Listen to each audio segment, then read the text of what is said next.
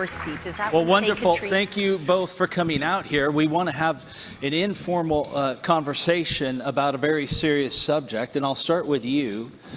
Your father, Congressman Lantos, was a hero to me and to many other people. How did his story, but also the way he lived his life, public life and private life, influence where you are today as you are taking up this mantle and have taken it up? Oh, well, it's such a wonderful question. As you know, but perhaps not all of your luncheon guests know, my dad was the only survivor of the Holocaust ever elected to serve in the United States Congress. And there's just no doubt that the incredibly painful and searing experiences of his youth made him particularly sensitive to what it meant to be targeted, to be persecuted, to be hunted, simply because of your faith or who you were. And so he became a great champion for human rights. He was the co-founder of the Congressional Human Rights Caucus, a great supporter of international religious freedom. And I'm tempted to share very quickly a story that was shared with me by someone who experienced this with him from his youth, because I really think it played a role in his eventual passion for defending the conscience rights of others. So my dad, as a young teenager in Budapest, was rounded up with all the other young Jewish boys and taken to a slave labor camp outside of the capital, where they lived under pretty brutal conditions, although this was not an extermination camp, it was a slave labor camp.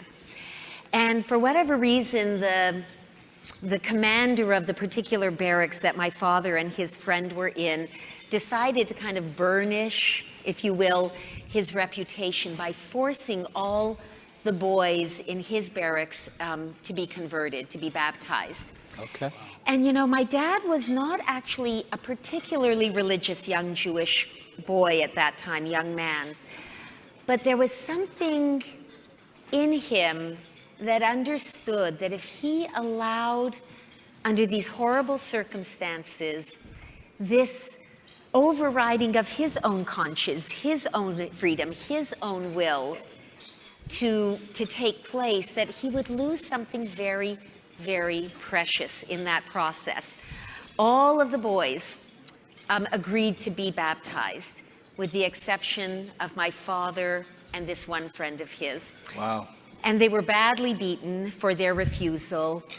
But I sort of like to think that, in a way, this core of courage he had about defending the conscience rights of others began to take form in that very difficult, very grim, but very formative moment in his life. So it started young for him. When did it take hold in your life as you began to realize this is not just something that my dad lived, it's something I believe in? Yeah.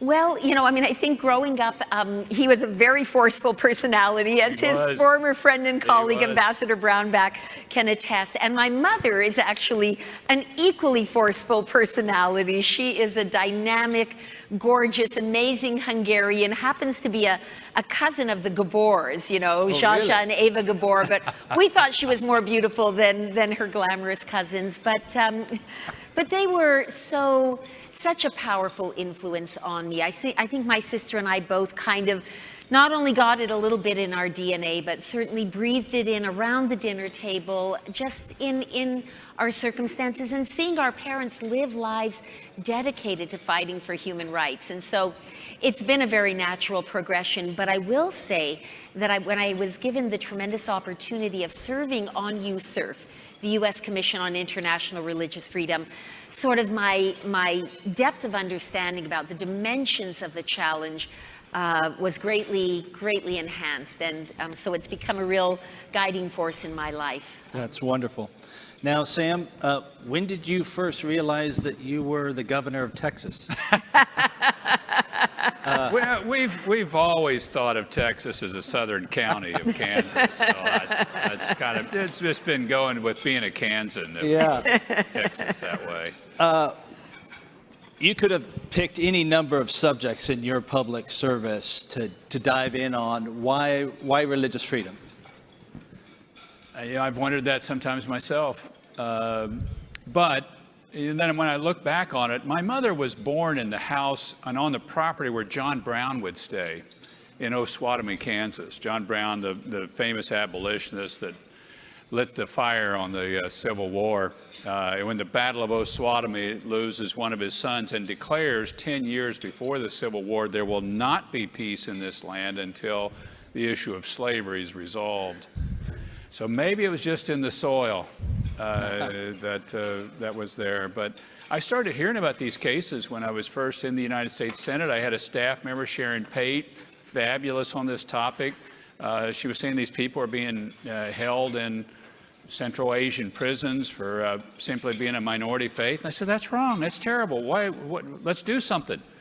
And so we started writing letters. And then I remember one night, I'm at home in Kansas at a softball game for one of my kids, and I get a call from Sharon. She says, we just got somebody out of jail. They just got free. We'd written letters, we'd pushed this, and I think I was hooked. I was hooked at that time. I thought, wow, we can actually do something here. And I run into some people, even around Washington still, that, well, you advocated for me, and I'm out and I'm free. Yeah. And I thought, wow, that's hard to beat that kind of work if you can keep somebody alive or get them out of jail that's simply in jail for trying to peacefully practice their faith. That's all I'm trying to do. Right. And they're such beautiful, honorable people. I consider it such a great constituency to be a voice for the voiceless and the downtrodden and the imprisoned, the persecuted. That's wonderful. Now, I guess the next way of asking this is to say, when you came in as the ambassador for religious liberty, you knew a lot about the subject. What is the one or two things that you know now, sitting here, that you did not know 4 or 5 years ago? The things you've seen, the experiences, the people you've talked to, that even blossomed your already significant knowledge on this subject in some sort of meaningful way? I think what really blossomed for me was the notion, and we're starting to see it take place, that we could move religious freedom from a kind of a boutique topic to a major foreign policy issue. And indeed, I believe that this topic, handled properly, can really reduce the clash of civilizations around the world. This topic, handled improperly or poorly or not addressed at all, will lead to a further clash of civilizations. And here I'm talking about civilizations are often built upon a major religion. And one religious group saying, we don't like this minority religious group. And we can stop genocides if we will protect the minorities, because the genocides of the last century, most of them have been of a religious minority. Whether it's the Jewish Holocaust, or it's the Yazidis, or the Christians in northern Iraq, or the Rohingya, or it's the Uyghurs, they're all of a religious minority. So I was looking, and the thing I didn't see before, but I see now is this is a major piece of foreign policy that if we can get this right, we can move forward with a lot more peace and security and economic opportunity and freedom for the whole world. Wow. Yeah, that's absolutely right. Yeah, that deserves some applause. Katrina, when you look around the map, I mean, what are some of the places that trouble you the most? Well, sadly, there are way too many of them. I think one has to say, simply because of the size of China and the numbers of faith communities that are being horribly targeted and persecuted in China, I think I would put China at the top of the list. You have, of course, what's happening to the Uyghurs. You have the persecution of the house church movement. You have the horrific abuse of the Falun Gong community. Yes. You have the oppression of the Tibetan Buddhists. One can go on. There are other communities as well. And obviously what's happening in Hong Kong, not specifically about religious freedom, although some of our luncheon guests may be interested to know that many, many of the leaders of the Hong Kong democracy movement happen to be themselves devout Christians. So China, because of its immensity, because of its power, and quite honestly, because the world is shamefully afraid to take on China. we are much, much too reluctant, in my humble opinion, to confront China about its massive human rights abuses. So I think you would have to put China somewhat at the top of the list. Thank you. North Korea is one of the darkest places in the world when it comes to utter oppression and persecution of people of faith. Then we have countries, some of them important American allies on other issues, but not places that are welcoming to religious freedom, places like Saudi Arabia. And you know, the Middle East in general has countries where we see enormous pressure, some of that pressure being brought to bear on literally the original ancient Christian communities, the place where Christianity began, where it took its life, and we see now communities under incredible threat there. And you, of course, and your, you know, fabulous organization know that so well. But it is really troubling to say that there are so many places in the world that we can look. Nigeria is a country that struggles with terrible issues around religious freedom. Boko Haram is a dangerous, violent group that is threatening a country that could be a model of coexistence. Nigeria is a fascinating country, almost 50-50 Muslim-Christian. It could be such an exemplar in so many ways, but sadly, that is not now the case. So the problems are enormous and widespread. Going back to China, what would be some broad strokes of how would you address, how do we address this? I mean, they're sort of, you know, have a strong position. They feel like they can just hold out and do whatever they want to do within their. I know I'm putting you on the spot, but I don't have a problem actually with being put on the spot. I think that that we have to have the courage of our convictions. We really do. We have to be willing to confront China on the issue of religious freedom and human rights more broadly. We all recognize China is not just a rising superpower, but a risen superpower. It is very clearly and very intentionally and very openly now challenging to be sort of the world hegemon, if you will. And, you know, people can have all sorts of debates about this, that, or the other. But at the end of the day, what distinguishes us and what is our strength in confronting a rival, if you will, like China, are our values, are our beliefs, are the precepts that set us apart from every other superpower in history, really, if you look back over the scope of history. So, you know, China, I happen to believe, is weaker than the rest of the world guesses, because whenever you have a government that is not predicated on the underlying consent of the governed, when it is an authoritarian, brutal dictatorship, it may appear very strong, but it is fragile. Right. So I think we should recognize there are plenty of areas where we have to work together, and we will work together. And other areas where we'll just be rivals, but then there will have to be areas where we show the courage of our conviction and are ready to stand up strongly, and that's religious freedom, human rights. That's beautiful. Yes. Now, Sam, I'm going to give you a tricky situation. Here we have the country of India, which on our research shows is the 10th most difficult place. It's a gigantic democracy. So many ways we're friends, the love of between the cultures, between the people. But here you have this unusual situation where you have this rise of attacks on religious minorities within India. How do we begin to unravel that and address it in a way, really with our friends, their partners in so many ways? How do we tackle that? You know, I think we've got to get back to the basics on this one again. I mean, obviously it's one of our convictions, but you're seeing this in a number of countries, this rise of religious nationalism, where the dominant religion in a country and enterprising politicians would look at and say, you know what, there is a real vein of political support here if I really get behind the Hindus. And we try to favor this or that, and they may not do anything in government policies, but there may be then a lot of communal activity or violence that really comes against people. And I think that's where we've got to back up again and say, guys, all right, let's rethink this. This is why you have to have religious freedom for everybody, everywhere, and all the time. Because if you don't, these sort of situations come up. And we've seen it in the Balkans for a number of years, where you get one religious group would take on another one. And oftentimes it's the religion is the impetus that's used to motivate people to anger and activity, when the religion itself calls for peace and it calls for love.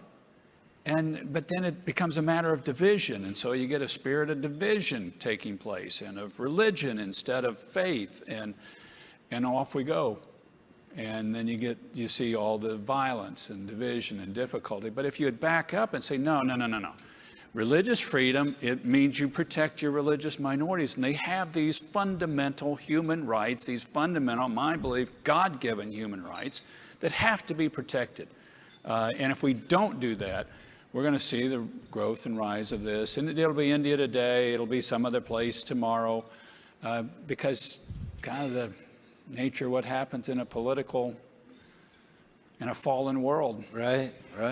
And if I could just add, I think when we look around the world at how stressful the situation is for freedom of religion and conscience and belief, I am often brought to a point of great gratitude to our founding fathers, and that brilliant notion embodied in just a few words in the First Amendment that on the one hand protected the free exercise of religion. And I love that word exercise because it implies robustness. It's not you just have the freedom to worship, quietly go off and do it. You get to exercise your faith, but coupled with the Establishment Clause, which sort of created a separation between nationalism, the functions of state, and the world of faith. And I happen to think it was the secret sauce in America's founding, and has made our experiment in religious liberty so extraordinarily successful. Yeah, I totally agree. I want to get a couple of questions in here real quick, but they're not going to be easy questions. Jumping off of that, everybody here has a political pod they may tend to sit in, and we all get algorithms that feed us the same stories over and over and over again. What can we all do in this room to make religious freedom a truly bipartisan issue? Because it should be. I think everybody on the right and left understand that, but too often it's still segmenting. What can we do? I'll start with you and then go to Sam. It's a tough question. I just finished teaching a course at Tufts University the past semester on international religious freedom. And it was so interesting to see my students on the first day of class versus our last day of class, and I was lucky to be able to teach it in person. Because there was a lot of skepticism and a lot of people who clearly viewed the term religious freedom in scare quotes, that, right. And we all understand that dynamic. I think that it is helpful for us in a way to separate out the domestic fights over the cause of international religious freedom, because they are somewhat different. We do have robust protections. We have a constitution that is second to none.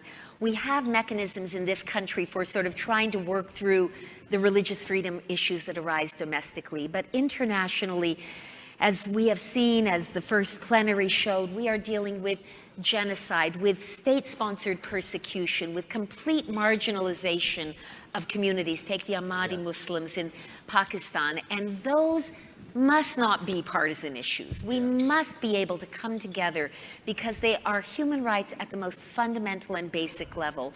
So I think those of us involved in advocating for international religious freedom, we do well to remind our domestic partners this is on a whole different magnitude of seriousness from the little and not so little fights we have domestically. And those are important, and we will battle those out, but we can come together to fight for the vulnerable, for the persecuted, and for our principles in the international arena. Beautiful. Sam, you've lived this. You reach out across the aisle. I mean, and you have a position that's clear. And he was a phenomenal ambassador at large. By the way, can we recognize what extraordinary work he did? How do you do it? How do you see it? Yeah, I think you got to work at it. kind of half of politics is showing up. And so, part of it's just saying, look, I need you here and I need you to show up. Yeah. I'm not interested in this, or I think you guys slide too much this way, or you go too much that way. Okay, whatever. I did bills with Paul Wellstone and Ted Kennedy, both who've passed away. Paul in a tragic accident, and Ted of cancer. And I was on the right as far as they were on the left. Matter of fact, Paul Wellstone, just a quick funny story. He came on the floor one day yelling at me and said, "You did this to me." And I said, "What?" He said, "I was just ranked the second most liberal member of the Senate, and I used to be first, and it's because I've been working with you." And I said, "Hang around me, Paul. I'll get you reelected." And I went to his funeral, which, he and his wife were killed in a tragic accident. We did the first human trafficking bill together. That's what we did together. Awesome. And God bless that movement that's led to a lot more freedom of people. But I think you got to pick the topic narrowly, too. Sure. There was a lot of things in that first human trafficking bill and in these religious freedom bills that people wanted to add in. He said, "My team doesn't support that." You say, "Okay, we won't put it there." So instead of ending up with 100% of what you want, you end up with 40% of what you want, but so does the other person. And then you got actually something that you can do. And I think that's what we've got to do, is we just got to say, there are places that we don't agree. Just don't agree. But that doesn't mean we focus on those. We say, well, that's what do we agree on? And so here you've got a summit with 70 plus different groups from all the major religions, political parties back and forth on both sides of it, and a very narrow topic: religious freedom for everybody, everywhere, all the time.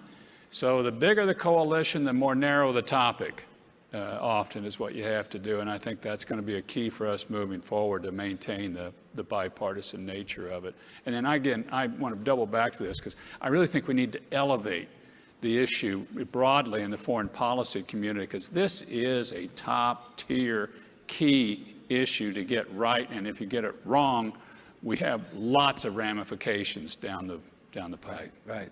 1 minute for each of you here. Last question, Sam. One place where you're optimistic about what's happening around religious freedom? Central Asia. I think we're seeing some real breakthroughs and opportunities happening there, and I'm actually think we've got some real possibilities within the Middle East. Just the leadership meetings I'm having, people, they're looking, we need to move this route and move forward there. If we're going to have an open and growing society and economy, we've got to accommodate people that may not think faith community the way we do. How would you answer that? Oh, it's a very good question. I also see some glimmers of hope in the Middle East. I think that, in a way, some of the progress we saw through the Abraham Accords, which are more in the political arena, do also open up space for progress around shared Abrahamic faiths and shared respect. And I do think one thing I found, and I experience it here in this fabulous summit with people from so many faith communities, that when you are together with people of sincere conviction, there's a feeling of shared brotherhood and sisterhood, which is not based on a common theology. You said in your remarks, we're not looking for a common theology, but a common recognition that people have sought after truth and have found truth and are willing to live lives of integrity in pursuit of the truth that they believe. And that builds a basis for shared love and affection and respect. And I do see some glimmers of hope for that in the Middle East. Thank you so much. Would you please give them a hand? Thank you so much. Thank you. Thank you. Thanks, guys. Thanks, David.